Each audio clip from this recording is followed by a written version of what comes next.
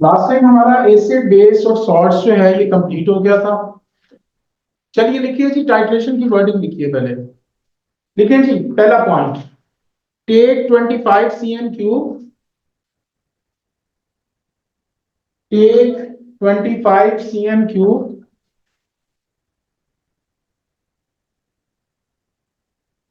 Of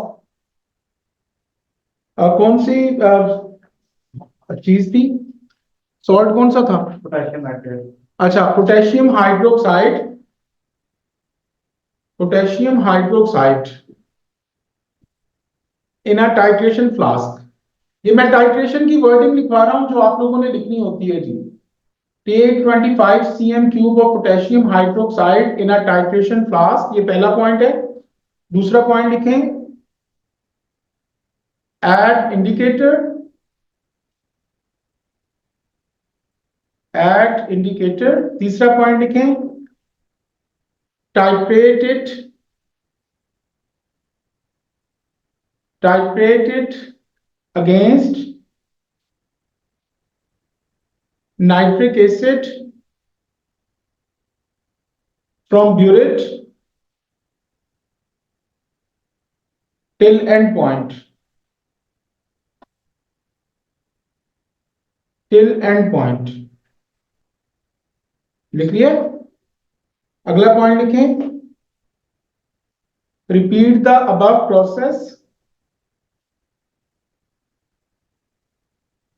repeat the above process without indicator,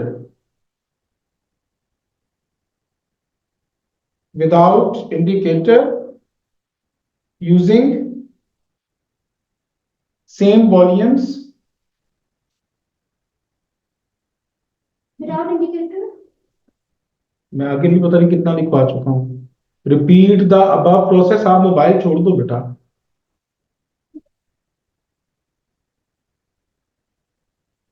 कितना लिखवा दिया? Repeat the above process without indicator using same volumes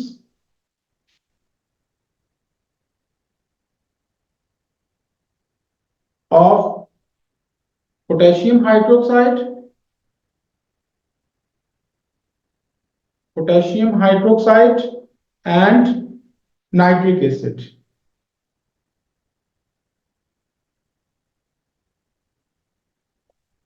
अगला point लिखें, heat the solution,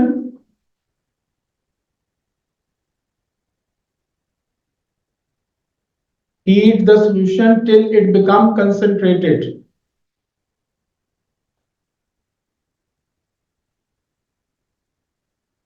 अगला point लिखें, allow to cool, allow to cool till crystallization।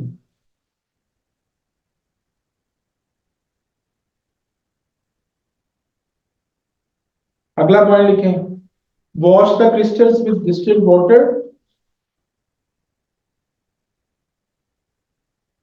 wash the crystals with distilled water and dry them, and dry them in the folds of filter paper, and dry them in the folds of FOLDS, folds of filter paper। यानी कागज में रख के, filter paper होता है उसमें रख के उसको दबाएं तो वो पानी को चूस लेगा। हर एक सॉल्युबल सॉल्ट जिसको टाइट्रेशन से प्रिपेयर करते हैं जिसमें ग्रुप 1 या अमोनियम प्रेजेंट हो, उसको उसकी लैंग्वेज तुम लोगों ने यही लिखनी है, सिर्फ चीजों के नाम चेंज कर देना। मसलन सपोज करें कि आप लोगों के पास जो है वो एक सॉल्ट है, सोडियम सल्फेट, ठीक है, तो इसको कैसे करेंगे? ये सोडियम है, मैंने आपको बताया था कि पहली चीज सोचो कि ये सॉल्युबल है। Most sulphates are soluble except for low blood pressure, lead barium calcium, तो ये सॉल्युबल हो गया। दूसरा स्टेप, सॉल्युबल को दो तरीकों से प्रिपेयर करते हैं, टाइट्रेशन और क्रिस्टलाइजेशन। टाइट्रेशन मेथड हम लोग कब यूज करते हैं? जब आपकी ग्रुप 1 या अमोनियम जो है वो प्रेजेंट हो। तो यहाँ पे sodium belongs from the group 1, तो सोडियम जो है ये ग्रुप 1 की मेटल है, ठीक है जी। तो इसको जो है वो आपने देख के बता देना है कि टाइट्रेशन मेथड यूज करेंगे। तो पहली चीज का हाइड्रोक्साइड ले लेते हैं, तो सोडियम हाइड्रोक्साइड ले लें। दूसरी चीज का एसिड लेते हैं, तो एसिड H2SO4 हो गया। जब ये मिलेगा तो क्या बन जाएगा, Na2SO4 प्लस H2O। ठीक है जी। और इसकी आयनिक इक्वेशन आपको बनाने का मैंने तरीका बताया था कि ये एक्वस होता है पानी में सोलुबल, ये भी एक्वस होता है, ये भी एक्वस होता है, ये लिक्विड है। तो आयनिक इक्वेशन बनाने का मैंने आपको एक सिंपल तरीका बताया था क्या, कि पूरी इक्वेशन में जो चीज सॉलिड लिक्विड या गैस है उसको लिखते हैं, तो वाटर तुम लोगों का लिक्विड है, इसको लिख दो और इसके आयंस यहाँ पे लिख दो, H positive plus OH negative, this is aqueous and this is aqueous as well. तो ये आप लोगों का जो है ये बन गया। ठीक है, आयनिक इक्वेशन इसकी वर्डिंग आप कैसे लिखेंगे, take 25 cm cube of sodium hydroxide in a titration flask, add indicator, titrate it against the sulfuric acid, this is sulfuric acid, from burette till end point। उसके बाद repeat the above process without indicator using same volume of sodium hydroxide and sulfuric acid। फिर उसके बाद heat the solution till it become concentrated, allow to cool till crystallization, wash the crystals of sodium sulfate with distilled water and dry them in the folds of filter paper। तो वही wording आप लोगों ने लिख देनी है। अब हम दूसरा कर रहे हैं method, that is the crystallisation method.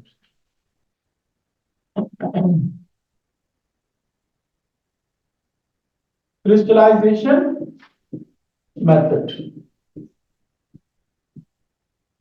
Crystallisation method में मैंने आपको पहले ही बताया है कि आपका सॉल्ट जो है वो सोलुबल होना चाहिए, लेकिन उसमें ग्रुप 1 या अमोनियम ये ना हो, इसके अलावा कुछ भी हो, ये दोनों में से कुछ ना हो, ग्रुप 1 की कोई मेटल या अमोनियम प्रेजेंट ना हो, तो तब तुम लोग क्रिस्टलाइजेशन मेथड यूज करोगे। अब इसमें मैं छोटी सी एग्जांपल देता हूं। आपके पास ये कैल्शियम नाइट्रेट है, CaNO3 होल ट्वाइस। ले जी, सबसे पहले इसको हमने प्रिपेयर करना है, तो पहले सोचते हैं अबाउट द चार्ट इसकी सॉल्युबिलिटी के। तो नाइट्रेट सारे के सारे, बेटा तुम मोबाइल रखते हैं, बेटा ना करो, मोबाइल तुम्हारे पास नहीं होना चाहिए हाथ में, और ना ही नेक्स्ट टाइम मेरी क्लास में निकालना, I don't like it at all. बेटा बिल्कुल लिख रही हो यार, मैं कब कह रहा हूँ, मुझे पसंद नहीं है कि कोई बच्चे के हाथ में मोबाइल हो। ठीक है, वो वैसे ही मैं कह रहा हूँ, वो एक अच्छा इफेक्ट नहीं, मुझे फील होता है जैसे तुम यूज कर रही हो, मुझे फील हो रहा है। ठीक है, तो वो मेरी फीलिंग बार बार आ रही है, तो उससे बेहतर नहीं है कि आप हाथ में पकड़ो ही मत, प्लीज, इट्स अ रिक्वेस्ट। ठीक है, अच्छा जी, कैल्शियम नाइट्रेट सॉल्युबल सॉल्ट है क्योंकि ऑल नाइट्रेट्स आर सॉल्युबल। दूसरी चीज इसमें देखते हैं, कैल्शियम पहली चीज जो है वो मेटल होती है।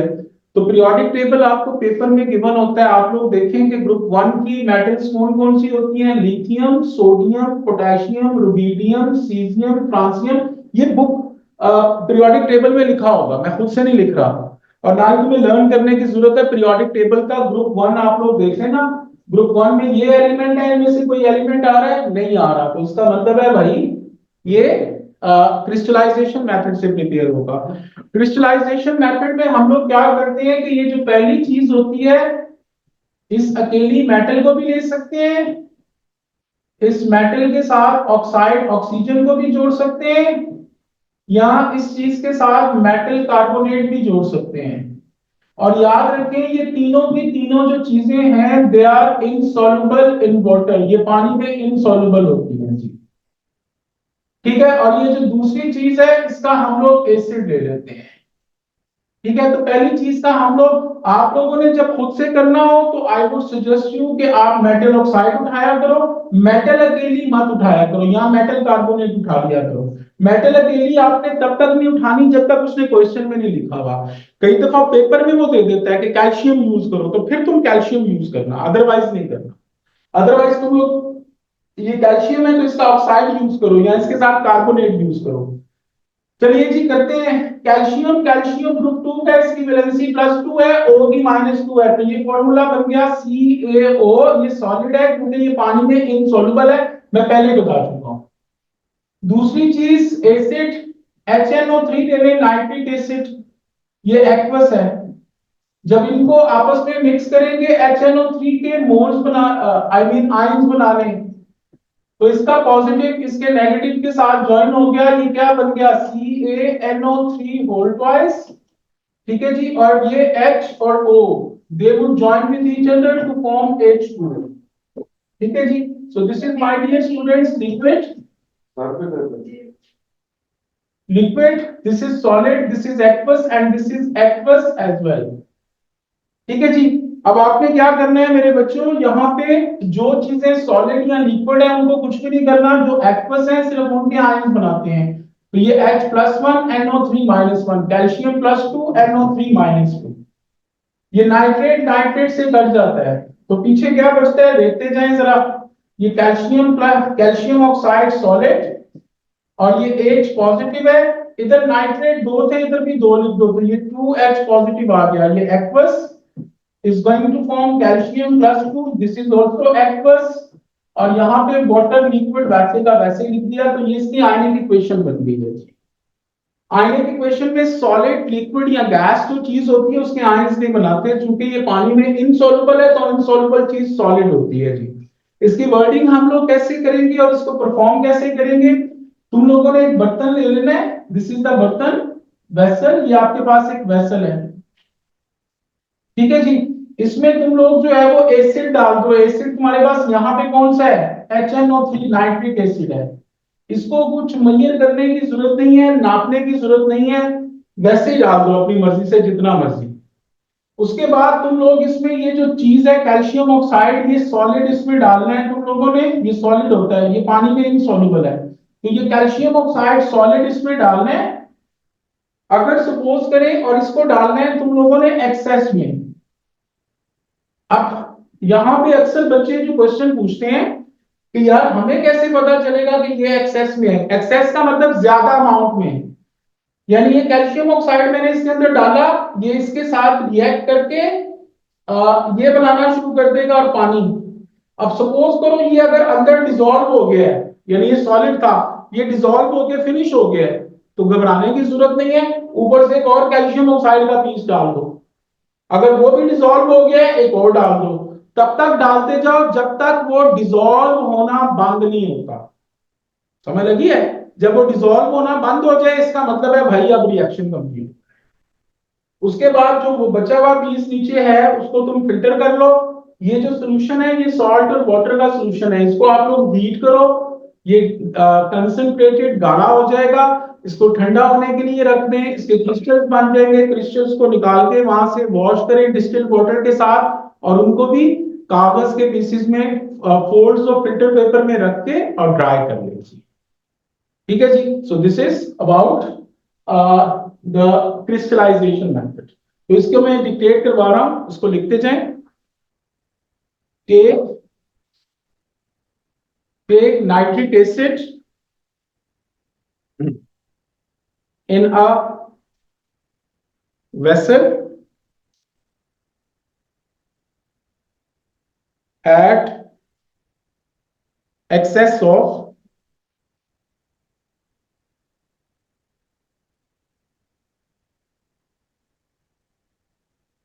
calcium oxide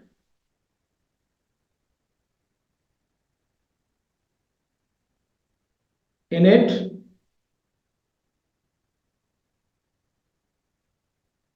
until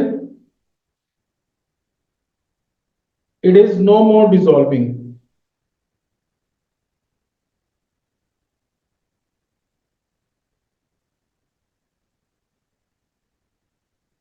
Filter the excess calcium oxide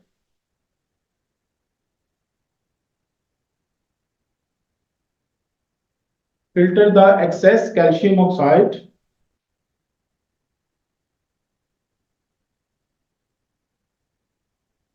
अगला पॉइंट लिखें, heat the solution till it become concentrated, till it become concentrated, allow to cool till crystallization, wash the crystals with distilled water, जी आगे वही वाला है, wash the crystals with distilled water and dry them in the folds of filter paper. चलिए जी, अब मैं आप लोगों को दो सॉल्ट्स दे रहा हूं, आप लोग जरा इनकी प्रिपरेशन शुरू करते हैं। पहला ले लीजिए जी अमोनियम सल्फेट, और दूसरा सॉल्ट मैं आपको दे रहा हूं जी copper sulphate.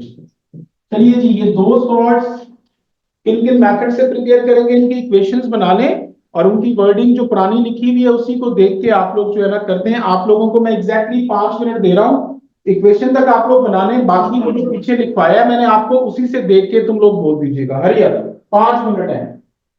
Copper sulphate crystallisation, क्योंकि इसमें कॉपर जो है वो it is not from group one, और अमोनियम, तो इसको क्रिस्टलाइजेशन मेथड से करेंगे, इसको टाइट्रेशन से। इनकी इक्वेशंस कैसे बनाएंगे, ये अमोनियम सल्फेट है तो अमोनियम का हाइड्रोक्साइड नहीं लेना, अमोनियम का कार्बोनेट लेते हैं नॉर्मली, तो NH4 ट्वाइस CO3, और दूसरी चीज ये SO4 H2SO4 में आता है, तो ये क्या बन जाएगा, ये अमोनियम और ये सल्फेट मिलके अमोनियम सल्फेट बना देंगे, और साथ ये H और CO3 मिलके H2O और CO2 बना देंगे। तो इसको लिखेंगे कैसे, take 25 cm cube of ammonium carbonate in a titration flask, add indicator, titrate it against the sulfuric acid from the burette till end point, repeat the above process without indicator using same volume of ammonium carbonate and sulfuric acid.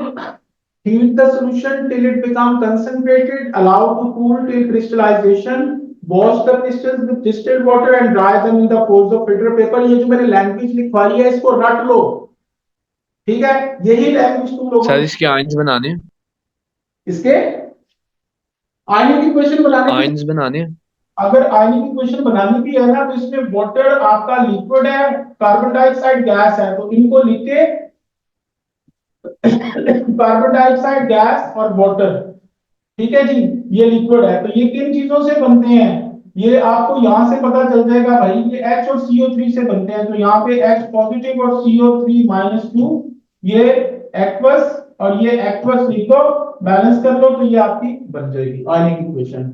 क्योंकि ये चीज aqueous है, ये भी aqueous है, ये भी aqueous है, ये लिक्विड है, ये गैस है, इनको वैसे का वैसे लिख दो और ये इन दोनों से मिलकर बनते हैं। ठीक है जी, दूसरा कॉपर सल्फेट soluble salt है, most sulfates are soluble except for low blood cholesterol, lead, barium और कैल्शियम आ गया। कॉपर सल्फेट को हम लोग क्रिस्टलाइजेशन मेथड से प्रिपेयर करेंगे।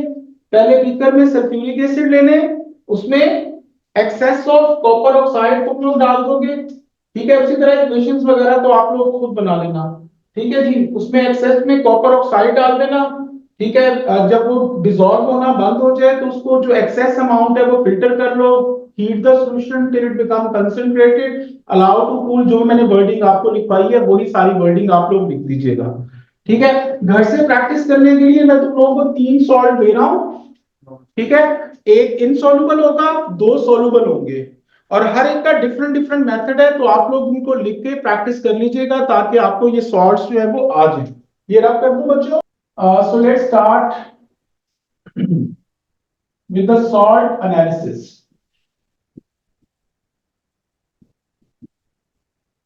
Salt analysis mean identification of salts.